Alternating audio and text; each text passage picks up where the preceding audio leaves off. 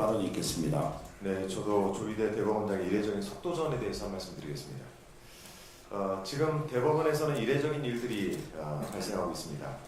그런데 이 이례적인 일들이 하필 이재명 전 대표의 공직선거법 사건에 국한에서만 일어나고 있습니다. 대법원은 사건이 전원합의체에 회부된 당일에 합의 기일을 진행하고 첫 번째 합의 기일 이틀 후에 두 번째 합의 기일을 잡아서 한 주에 2번 전원 합의하고 이 공직선거법 사건을 위한 합의 기일을 진행했습니다. 한 달에 한 번 전원합의체 합의 기일을 잡아서 그날 하루에 여러 사건을 심리했던 통상적인 패턴을 벗어난 것입니다. 하다하다 이제는 대법원 전원합의체마저 오직 이재명입니까? 언론에서도 이례적인 속도전이다, 이재명 사건만을 위한 전원합의체다 이렇게 평가를 하고 있습니다. 이런 일이 벌어지는 배경에는 조희대 대법원장의 의지가 반영돼 있다라고 하는데 도대체 얼마나 강력한 의지이길래 이렇게 밀어붙이나 의심스럽습니다. 조희대 대법원장의 의지는 어느 방향을 향하고 있는 것입니까? 그저 재판을 신속하게 할 뿐인 겁니까? 아니면 다른 저희가 있는 것입니까?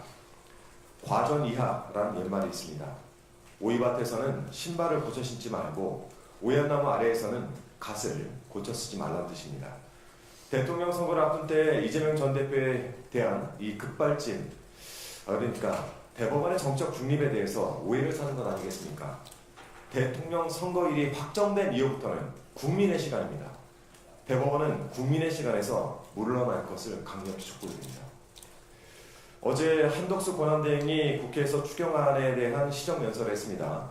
연설의 핵심은 추경안이 아니라 좀 다른 데 있는 것 같습니다. 한덕수 권한대행은 대미 관세 협상을 강행해야 하는 구차한 변명을 늘어놓기에 바빴습니다.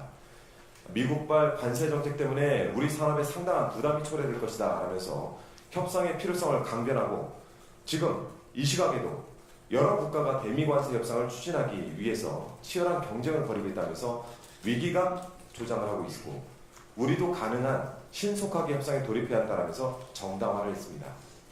이 협상에서 손떼라라고 한덕수 권한대행에게 수차례 말하지 않았습니까? 온 국민의 사활이 달린 일을 한덕수 권한대행의 사익을 위해서 악용하지 말라고 더불어민주당은 누누이 경고를 해왔습니다. 각종 외신과 틈만 나면 인터뷰를 하면서 협상의 기술에 대한 일장연설을 늘어놓은 것 잘 알고 있습니다. 그렇게 해서라도 영어 잘하고 협상 잘하는 국가 지도자 이미지를 구축하고 싶었겠죠. 하지만 한덕수 권한대행의 협상력 과연 믿을 만할까요? 과거 한덕수 권한대행이 외교통상부 통상교섭본부장으로 재직했던 당시 중국과의 마늘 분쟁에서 굴욕적인 협상을 하고 오지 않았습니까? 그 일을 꽁꽁 숨기고 있다가 2년 뒤에 발각되어서 대통령 경제수석 자리에서 잘리지 않았습니까? 그 증거가 온갖 뉴스로 남아 있습니다. 당시 보도 짧게 편집한 영상을 함께 보시죠. 수입 자유화된다는 사실을 은폐한 문제와 관련해서 당시 협상을 담당했던 한덕수 대통령 경제수석과 서규룡 농림차관이 책임을 지고 오늘 물러났습니다. 지난 2000년 7월 중국과의 마늘 협상 당시 통상교섭본부장이던 한덕수 대통령 경제수석과 농림부 차관보이던 서규룡 차관이 오늘 마늘 협상에 책임을 지고 물러났습니다. 일방적으로 이렇게 포기하는 형식으로 외교협상을 만드는 것은 향후 다른 외교적 협상에서도 똑같이 그 협상을 진두지휘한 건 저였고 관계부처와 협의를 유도한 것도 저고, 그러니까 100% 제 책임하에서 진행된 협상이다. 네, 그렇게 100% 본인이 책임지고 했던 협상. 당시 양국의 시장 규모를 보면 저희 중국 측이 막은 휴대폰과 폴리에틸렌 수입 규모는 우리 측 마늘 수입 규모의 50배의 큰 시장이었습니다. 2000년 우리 정부는 중국산 마늘의 관세율을 기존 30%에서 315%까지 올렸습니다. 우리 마늘 농가를 보호하기 위한 것이었겠지만 즉각 중국이 한국산 휴대폰과 폴리에틸렌 수입을 중단하는 보복 조치를 단행하면서 문제가 매우 커졌습니다. 우리 측이 막대한 타격을 입고 백기투항을 할 수밖에 없었던 건 이런 문제 때문이었습니다.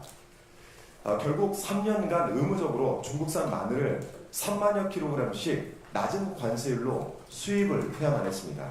더 큰 문제는 국민도 대통령도 모르게 마늘 수입 자유화의 물꼬를 멋대로 터버렸다는 데 있습니다. 양국 간 합의문 부속 문서에 세이프가드 연장을 2년 반으로 제한한다라는 조항을 숨겨놓고는 이 조항을 한덕수 당시 통상교섭본부장이 은폐했던 것입니다. 국민께 떳떳하지 못할 협상이랍시고 해왔던 자가 이제는 대미 관세 협상에 앞장서고 있으니 정말 어처구니가 없습니다. 지난 2007년 국무총리 지명자 인사청문회 당시 이 만일 협상 이면 합의 파문을 지었자 한덕수 권한대행이 이렇게 얘기했습니다.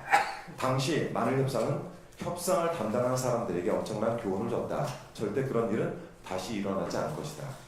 이번 대미 관세 협상에 섣불리 나섰다가 또 큰 손해를 입게 되면 그때도 교훈 타령할 것입니까?